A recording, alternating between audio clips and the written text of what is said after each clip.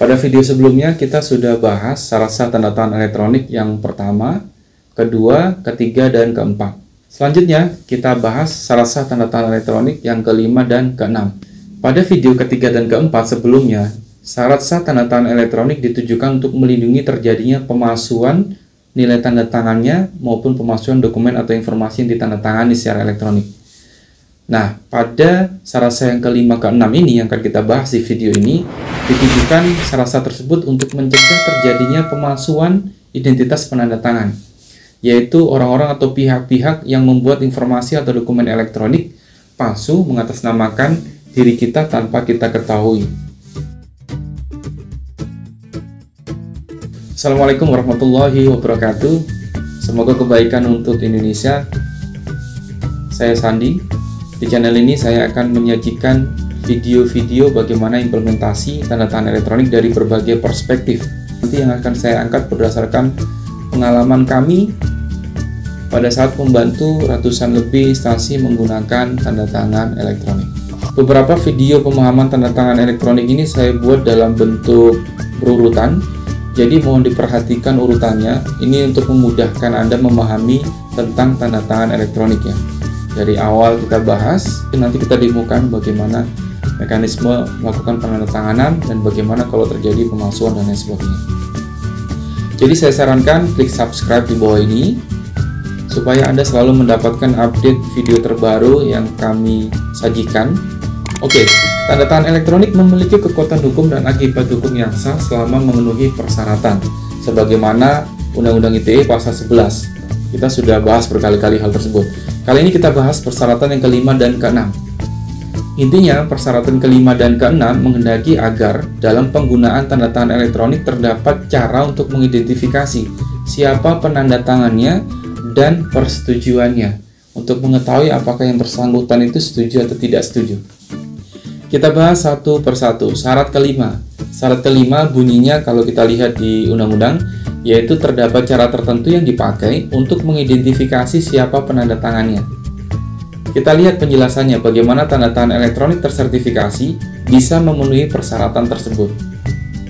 Pada tanda tangan elektronik tersertifikasi, teknologi dikembangkan benar-benar sesuai dengan definisi tanda tangan elektronik itu sendiri, sebagaimana pasal 1 Undang-Undang ITE, yaitu tanda tangan elektronik terdiri atas informasi elektronik yang dilekatkan, yang terasosiasi atau terkait dengan informasi elektronik lainnya sebagai alat verifikasi dan autentikasi.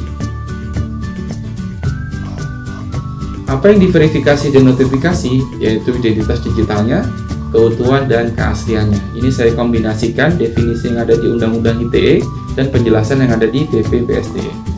Jadi seharusnya bukan sembarang informasi elektronik yang dilekatkan, seperti misalnya visualisasi scan tanda tangan, atau logo, atau cap stempel, ataupun barcode, ataupun QR code. Tapi yang menjadi bagian penting dari definisi adalah bagaimana informasi elektronik yang dilekatkan dapat berfungsi sebagai alat verifikasi dan autentikasi. Jadi gambarannya dari definisi itu yang disebut dengan tanda tangan elektronik itu adalah saya punya dokumen elektronik, kemudian saya gunakan sistem penandatanganan untuk melakukan penandatanganan, maka pada sistem itu akan melakukan perhitungan dokumen elektronik tersebut. Metadatanya akan dihitung sehingga menghasilkan satu nilai tanda tangan yang kita sebut sebagai nilai hash. Ini kita analogikan sebagai nilai tanda tangan. Nah, nilai hash ini menjadi nilai tanda tangan karena dia kemudian dienkripsi menggunakan private key yang hanya dimiliki oleh si penanda tangan. Artinya, penanda tangan itu menyetujui atau tidak, maka dia menggunakan private key tersebut.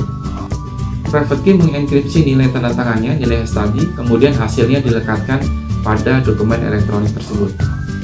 Itu yang pertama, pada tanda tangan elektronik tersertifikasi. Lalu yang kedua, sistem akan melekatkan identitas digital si penanda tangan. Jadi pada saat tanda tangan itu akan dibubuhkan, maka sistem akan melekatkan identitas saya sebagai penanda tangan.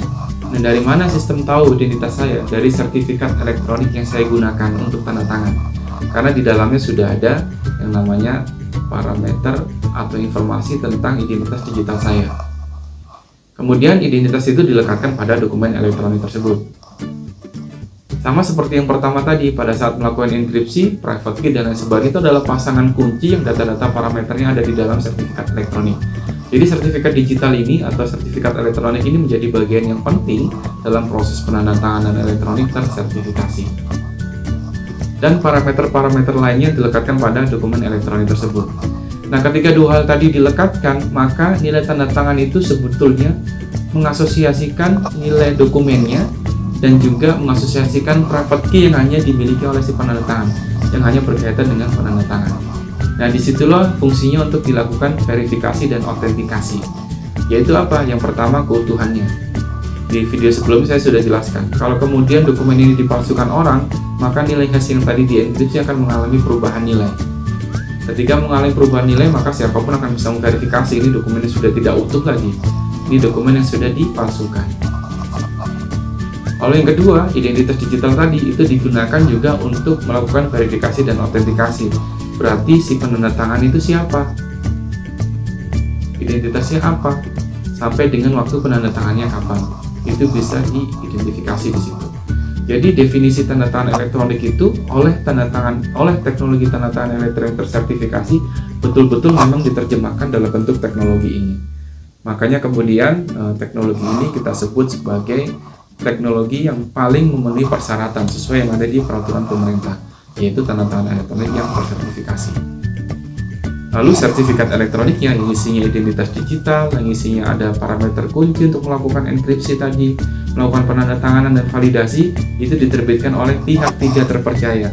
Dalam hal ini adalah PSRE, penyelenggara sertifikasi elektronik. Nah, skema ini sesuai juga dengan fungsi hukum tanda tangan, yaitu tanda tangan dapat membuktikan kebenaran ciri identitas si penandatangan.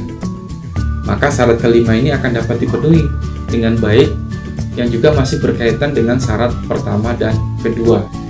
Bisa dicek di video sebelumnya. Syarat pertama dan kedua itu berkaitan dengan verifikasi tentang keterkaitan penandatangan dengan data tanda tangannya atau identitas digitalnya. Dengan demikian, pada tanda tangan elektronik tersertifikasi, semua pihak itu dapat dengan mudah mengidentifikasi siapa penandatangannya dan yakin bahwa si penandatangan adalah sesuai dengan identitasnya tersebut.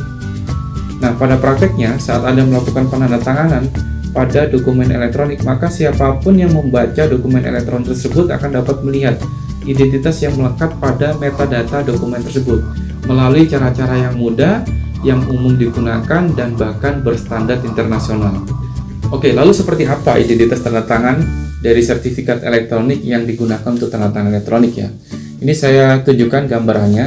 Jadi kalau saya punya dokumen elektronik, saya mau lihat sertifikat elektroniknya seperti ini.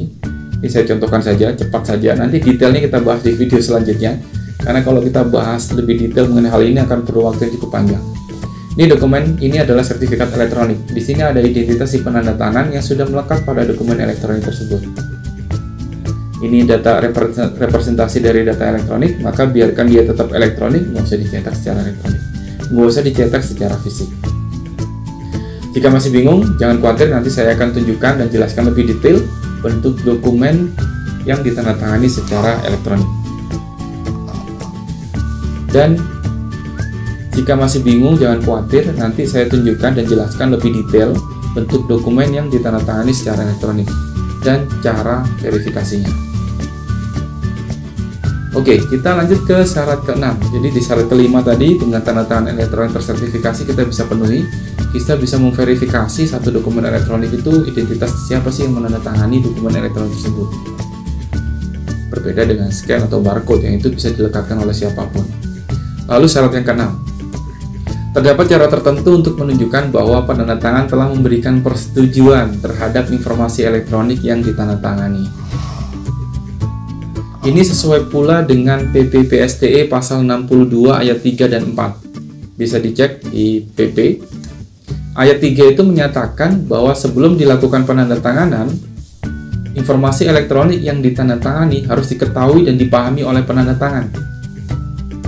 Jadi penandatangan itu harus tahu dan harus paham apa yang ditandatangani. Ini sebetulnya tidak hanya berlaku pada tanda tangan elektronik, berlaku juga pada tanda tangan manual.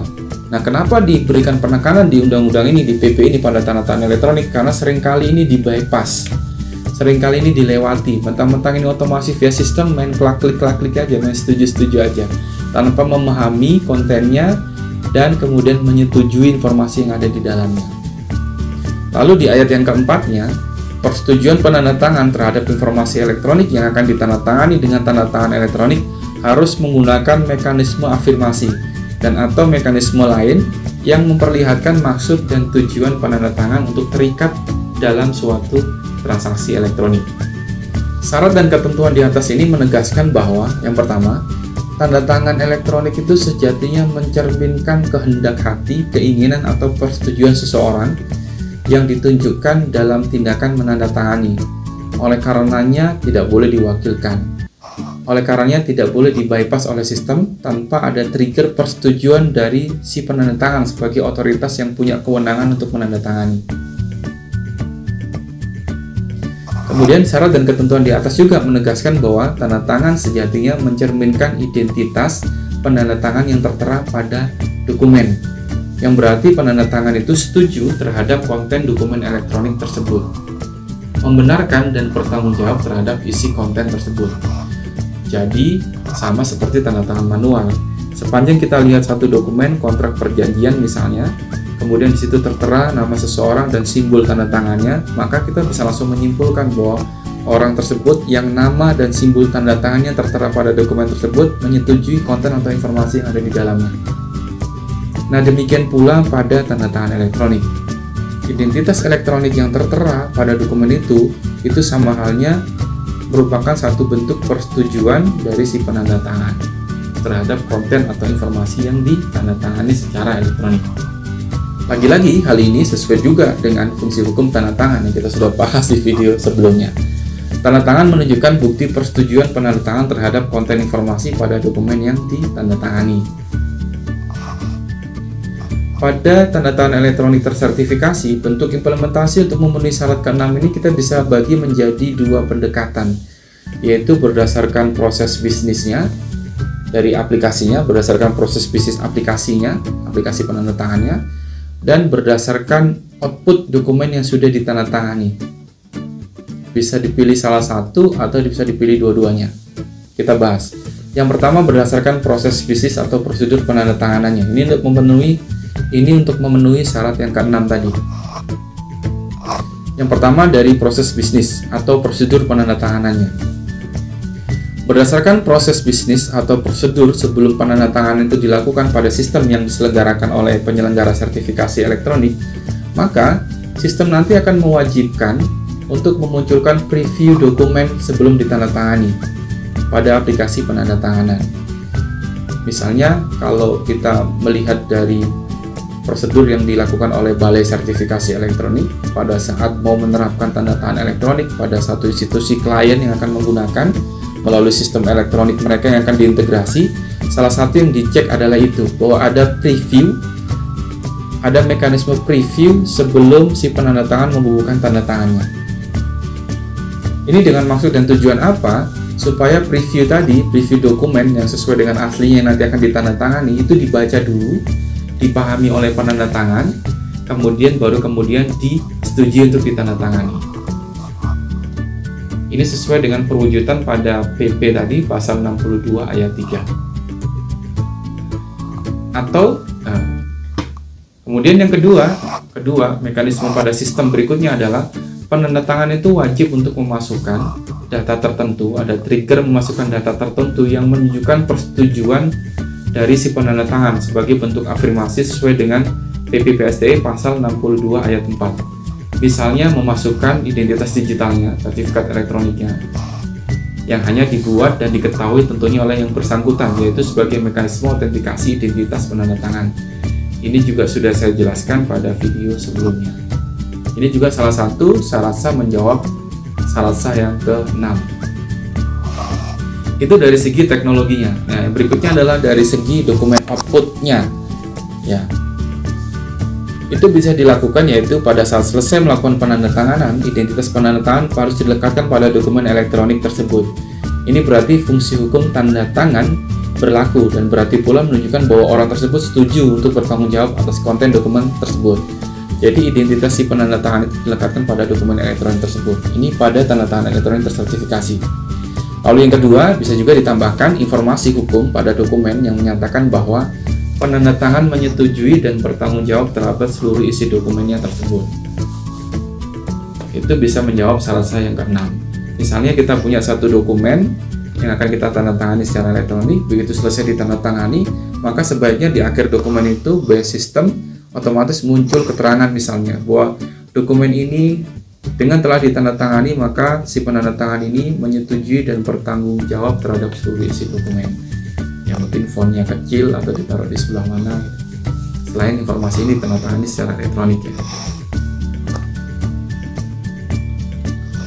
Oke, dari paparan ini kita bisa simpulkan bahwa dengan demikian pada tanda tangan elektronik tersertifikasi, pada dokumen elektronik yang sudah ditandatangani secara elektronik bisa dilakukan verifikasi untuk melihat identitas si penandatangan dan keaslian tanda tangannya, dan juga untuk menunjukkan bahwa penandatangan itu setuju terhadap konten informasi atau dokumen yang sudah ditandatangani. Oleh karena itu, dalam proses ini ketika akan mengimplementasikan tanda tangan elektronik, jangan main asal implementasi aja, jangan main asal dagangan tanda tangan elektroniknya laku nih, terutama teman-teman penyelenggara sertifikasi elektronik.